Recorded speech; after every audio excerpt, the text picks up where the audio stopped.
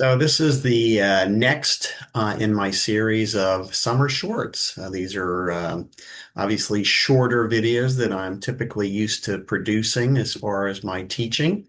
And we're doing just a variety of different topics as opposed to kind of a series in a particular theme or a particular book or whatever. And today what we're going to look at is the creation, evolution, and intelligent design debate. Again, since I'm keeping these videos to 15, 20 minutes, in some cases perhaps less, maybe in some cases a minute or two more.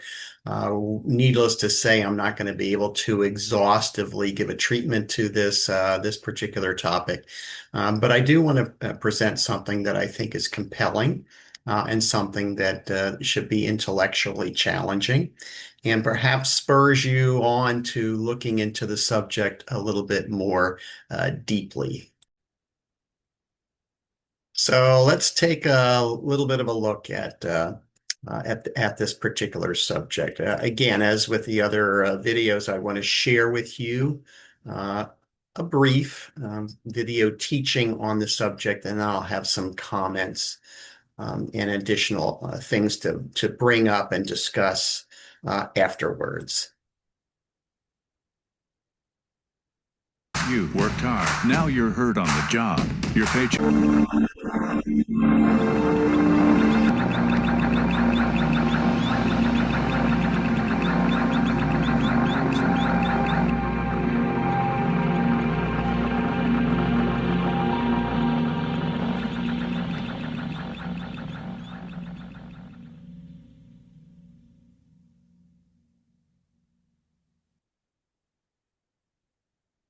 In recent days, the discoveries about DNA in the cell, it has formed a very complex picture. So complex that it has led you to posit that the only place it could come from is from an intelligent designer. Talk a little bit about that and what you're finding in DNA. Well, as we talked about in our last program, DNA encodes digital information. It's a form of digital nanotechnology. And the information in the DNA directs the construction of the proteins and protein machines that are necessary for the cell to stay alive. And this, I think, has reframed the ancient question about design, because in the 19th century, with Darwin's theory, it was thought that he had explained away all evidence of design. And now we have a striking appearance of design that has no, at this point, naturalistic explanation. And I think there's also a positive reason to think that it was designed by an intelligence. But it's interesting, I think, for our purposes, at this point, just to acknowledge that this is a huge mystery. I call it the DNA enigma.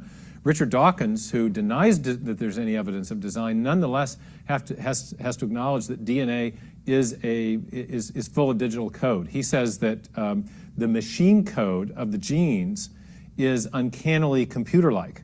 Bill Gates goes on to say that DNA is like a software program, only much more complex than any we've ever created. So what we're dealing with inside the cell is information, and that raises a really profound mystery, because we know we need information to build all the important components of the cell. So if you want to explain the origin of the first cell, the origin of life, you have to account for the origin of information. And there's a German scientist named Bernd Olaf Kuppers who acknowledged this connection early on. He said that the question of the origin of life is basically equivalent to the question of the origin of biological information. And that makes sense too, because I used to ask my students a question: if you want to give your computer a new function, what do you have to give it? And they would know right away. You got to give it code, information, software. And the same thing is true in life. There's a connection between information and new form and function. And if you want to get a functional living organism off the ground, you got to have that information. So that's the DNA enigma. That's the big mystery that has to be solved. And it's a lot of information. It's not just a few things. It's a lot of things in a lot of different parts that are all programmed to work together. It's very complex. It's lines and lines of code. I mean, in the human genome, you've got 3 billion characters. In lower animals, somewhat less, but it's an amazing amount of information in every living organism. This has been an ATRI production. So there's a trail that I walk on commonly, and there's a creek. And as I'm walking by, I would observe the bridge on the left, which you would recognize simply as a fallen tree. And that is something that certainly I would recognize as something that just happened naturally. It would not have required a design and a builder. Further along on that same trail, I would come across the bridge on the right. And clearly, I would recognize that as something that did not occur naturally, something that would have required a designer and a builder. And the two are, it's very, very obvious.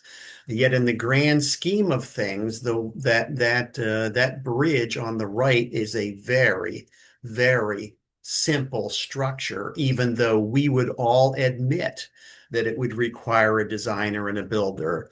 Even if I had all the materials, even cut to size, all the boards and so forth, and laying there on the bank of the creek, nobody in their right minds would look at that and say basically that a flood came along or a big breeze or a tornado came along and organized all those materials to end up being what that bridge looks like. Nobody would offer that particular theory.